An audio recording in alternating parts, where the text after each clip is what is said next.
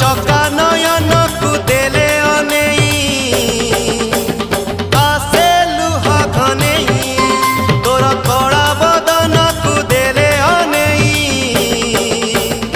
आसे लुहा घनेई